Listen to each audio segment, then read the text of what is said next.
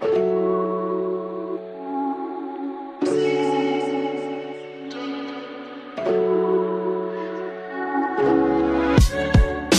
back to another edition of the Great Card Quest. We're going to do something a little different now. I'm on my quest for the 1971 Topps Baseball Black Beauty black border set. It's amazing, from 1971. Beautiful set. But I wanted to take a little derivation here and give you a little history of what I did. When I first started, I took a bunch of cards and I sent them into CSG grading. They're the offshoot of CGC, who's been doing comic books and magazines and trading cards forever and ever. And they decided to start a card grading unit for sports cards, and CSG.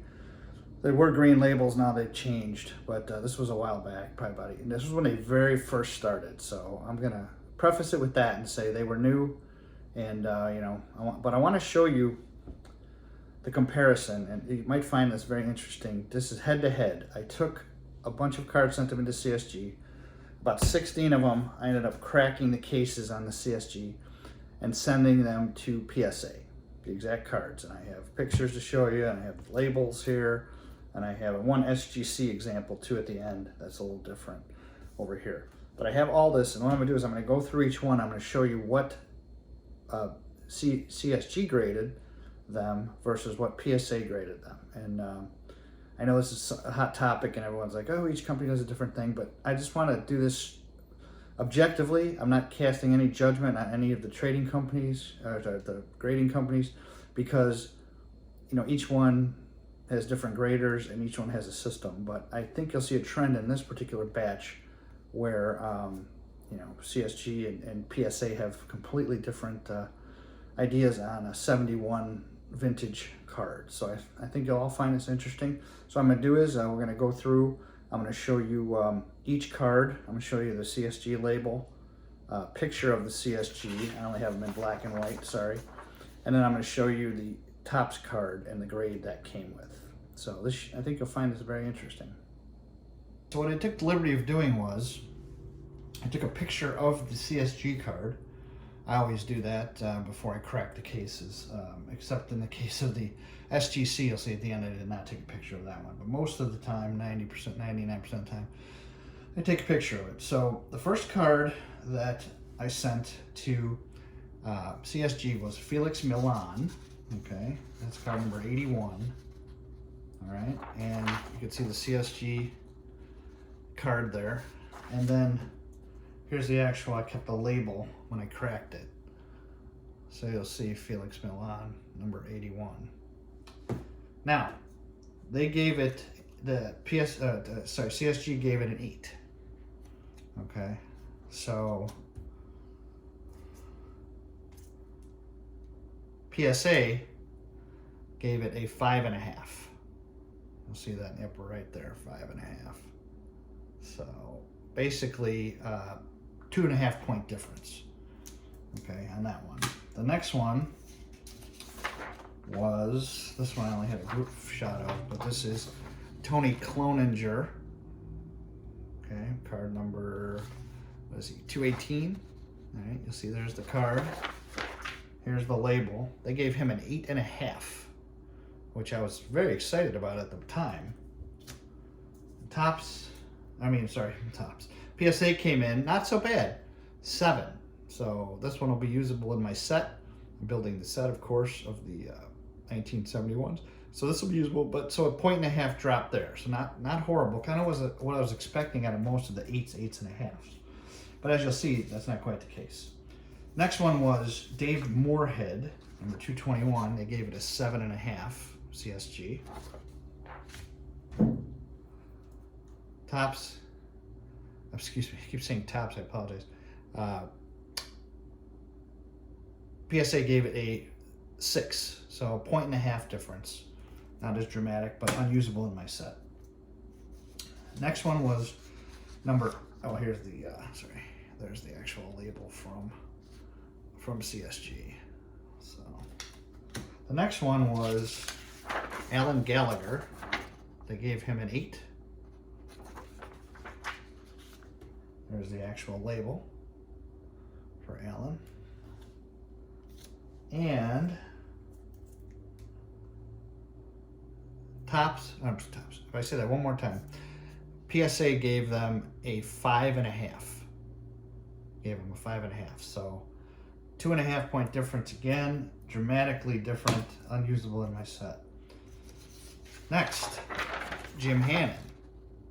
Got an 8. All right. There's the label. 8. Right. PSA, got it right. A 7. Not too bad. So good. A 1.5.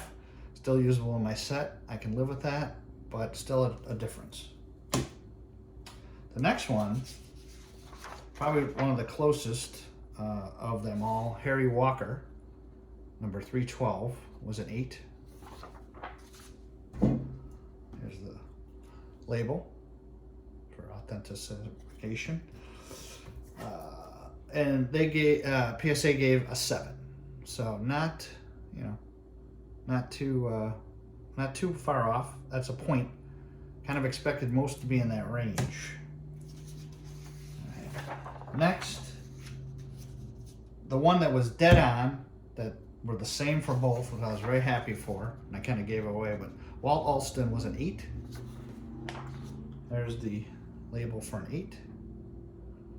And he was, in fact, an 8 for PSA.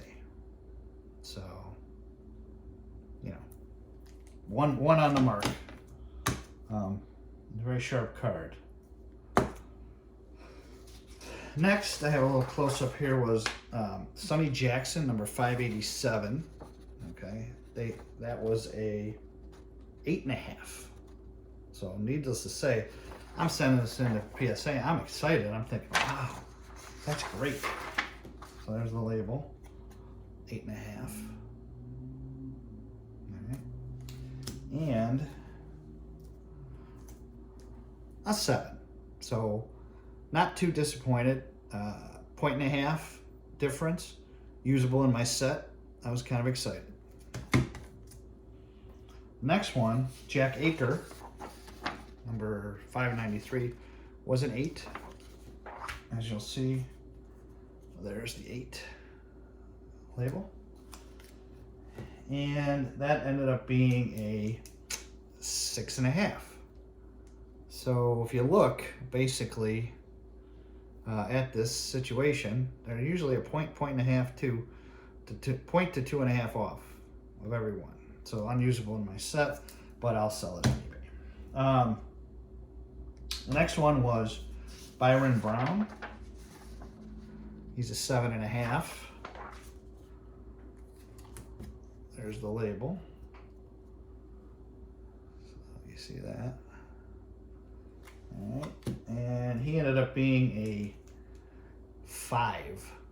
So that one hurt. I mean, I'm thinking to myself, and I'm looking at the card itself, and there must be some chipping I don't see, but 5s are pretty, they grade these tough, the 71s. Next was George Thomas, number 678. I just have a little group picture of that right there. Okay. And he was an 8.5. See that right there? He was an 8.5. And he ended up being a 6 on PSA. So basically 2.5 points there. Thinking when I saw an 8.5, I said, there's no way it's not going to be a 7 for PSA. Well, I was wrong. 8 for Mr. Bob Heisey, or Heise, I think you say it. 691. There's the label for you. All right. And he ended up being a 3 points down at a 5. So there you go. That one, I was very shocked by that one. I was like, wow, okay, it's an 8. Gonna be, we'll see. A couple more. Bob Garibaldi was a 7.5. All right. There's the label.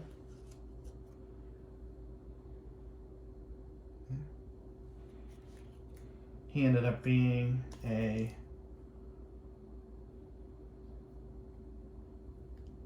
5 again. So 2.5 points down. That one hurt. He's a high number, so I was hoping he would be the regular one. Next one is, we're going to skip a couple of these. I think you guys get the idea. The last one I'm going to do is Rob Gardner. He's a 7.5. Okay. And on my list, I'll show you a little later, I have a couple more on there that I didn't show just for time purposes. There's his label, 7.5. And you're probably going to guess what he was at this point. He was a 5. So once again, big 2.5 point drop. So I'm going to take a shot of this for you. Guys can maybe freeze or pause and study it. But here was the final results of the ones I sent in versus what the grades that I received. So I'll let you focus on that for a minute, and you can always pause if you want to check it out. We're not too sophisticated in the graphics here, but it gets the point across. So that is my experience with CSG. And once again, I'm not disparaging CSG. I'm not saying that they don't know what they're doing or anything like that. I'm just pointing out my little small set of example of 16 cards that had a wide variation from PSA. So I know people like to see these type of comparisons because it's real, and I'm not making this up, and it's actual data. And then one last one I want to show you. If I can find it here, was I did not take a picture of it, regretfully, but I sent I bought a CSG 7 off of eBay. Sorry, SGC. I apologize. Let me get that right. So SGC. You've all seen them. They're one of the older grading companies. Legit, they do a good job overall. So does CSG. But this is the Palmer I bought. Got it fairly cheap off of eBay, and I cracked it, figuring I'll send it in to PSA so I could use it for my set. It's not that I'm trying to get these things graded up. Well, it came back. I'll let you guys read this. It says Mini Sizer Q, which means it wasn't the same size. So that means it may have been trimmed. So PSA would not even grade it at all. Whereas SGC, it ended up being a 7. So once again, I'm obviously not disparaging any company. They all do a good job. Every grader is different, and each organization. But the moral of the story here is, when you go to send cards in to grade, make sure you know the company you're sending them to. Make sure you package them correctly, and expect things like this to happen. I've had ones that were colored, that were colored in, that I've gotten back from PSA, that just said, hey, they were colored, the edges were markered in, or they tried to color them. So that happens.